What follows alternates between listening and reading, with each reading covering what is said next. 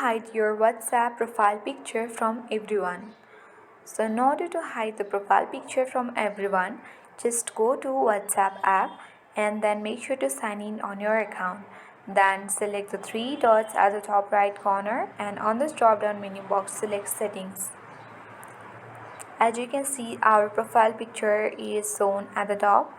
So let's go to privacy, and here we need to tap on profile photo. Currently it has been set to nobody.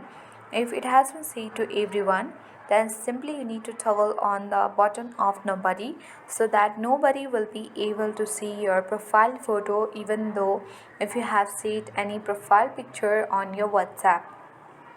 So it's kind of safety also for your account profile picture, because some people might misuse the profile picture on different kind of activities. So you can easily hide your profile picture from everyone and keep it more secure.